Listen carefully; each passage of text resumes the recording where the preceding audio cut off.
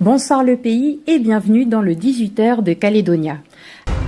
Comment se portent nos récifs coralliens? C'est le feuilleton que vous propose Calédonia cette semaine. Ces labyrinthes de calcaire abritent plus d'1 million d'espèces animales et végétales, un trésor qui doit faire face à de nombreux défis. Pêcheurs, scientifiques et organismes de protection travaillent à sa préservation. Pour ce premier épisode, nous irons à la rencontre de Manou. Ce pêcheur de Népouy nous livre ses impressions et ses ressentis lors d'une pêche sous-marine avec son petit-fils.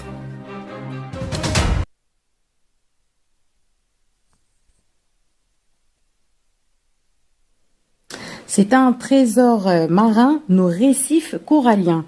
Ces labyrinthes de calcaire abritent plus d'1 million d'espèces animales et végétales. Plus de 25% de la faune et la flore marine en dépend. Mais comment se portent-ils face aux nombreuses menaces qui se présentent à eux? Pêcheurs, scientifiques et organismes de protection travaillent à sa préservation.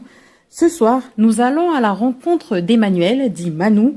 Pour ce pêcheur de Népouy, habitué de la mer, la préservation passe par la transmission.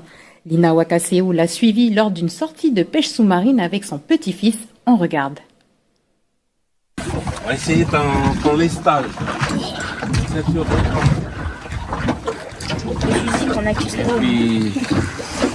après on ira sur le récif. Il y a moins d'eau. Voilà. C'est ça que tu l'enroules dedans. Les stages ajustés et consignes de sécurité données, Manou accompagne son petit-fils Miguel pour sa première plongée sous-marine.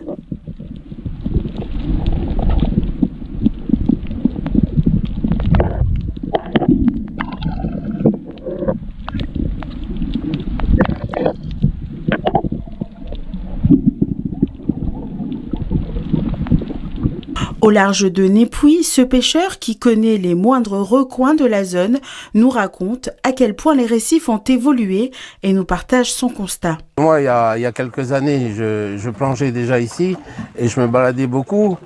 Et il n'y avait pas autant de... Bon, il y a des fois maintenant des patates sur lesquelles je passe et qui sont de plus en plus clairs et plus blancs, quoi, que tu les vois mieux en bateau. Donc, il y a quand même des traces de réchauffement.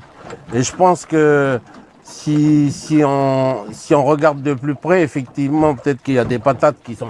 Ouais, il y a des, par exemple, à la passe en bas, il y a des patates qu'on voyait pas beaucoup avant et maintenant qu'on voit très bien parce que c'est devenu un peu plus blanc.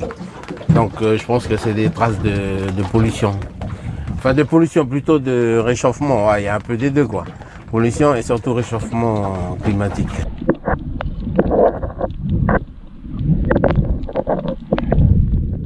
Pour ce pêcheur, la préservation passe surtout par la sensibilisation et c'est ce qu'il s'attache à faire auprès des siens. Qu'est-ce qu'on peut apporter de plus? Je pense que il faut que les gens qui utilisent et qui plongent, comme moi qui pêche, il faut qu'ils soient un peu plus conscients et puis plus raisonnables avec l'environnement, faire plus attention, quoi. Enfin, pêcher, c'est vrai, mais pas, comme je disais tout à l'heure, forcément la nuit, par exemple, et de remplir les glacières. C'est juste pêcher raisonnablement. Voilà. Faut les intéresser à ça pour qu'ils prennent mieux conscience et puis qu'ils fassent un peu plus attention et qu'ils soient plus raisonnables avec la mer. Si Manou regrette de voir les récifs de Népouy dans cet état, plus largement dans le pays, les plus de 1600 km de barrières de corail qui protègent notre lagon restent vulnérables.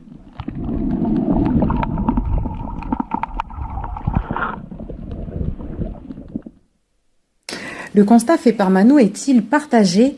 Demain, dans le second épisode, nous irons à la rencontre de l'association Paladalic. Chaque année, cette organisation participe à la récolte de données pour le RORC, le réseau d'observation des récifs coralliens de Nouvelle-Calédonie. Nous irons sur le terrain en observation demain lors d'une session de plongée.